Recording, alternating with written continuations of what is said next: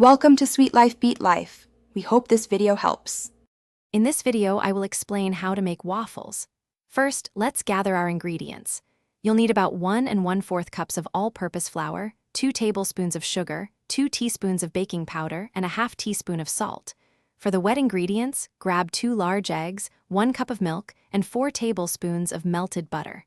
Having everything measured out beforehand makes the process much smoother and quicker. Don't forget to preheat your waffle iron. Now let's mix our batter. In a large bowl, whisk together your dry ingredients, the flour, sugar, baking powder, and salt.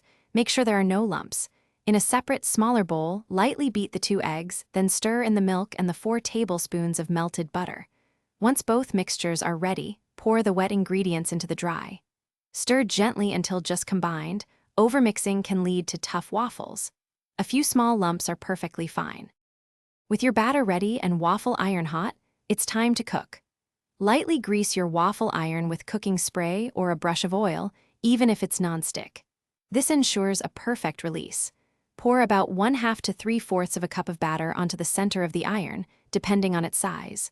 Close the lid and cook for 3 to 5 minutes, or until the steam stops and your waffle is beautifully golden brown and crispy. Your delicious homemade waffles are ready. Serve them warm with your favorite toppings. Classic choices include maple syrup, fresh berries, or a dollop of whipped cream. You could also try chocolate chips, nuts, or even a savory option. Experiment and find what you love best. And speaking of quality, life's too short for cheap socks. For a great pair that lasts, check out Darn Tough Socks with a lifetime warranty. You can find a link to those, along with other great deals, in the description below. Enjoy your culinary creation. Thanks for watching. Consider subscribing if we helped you.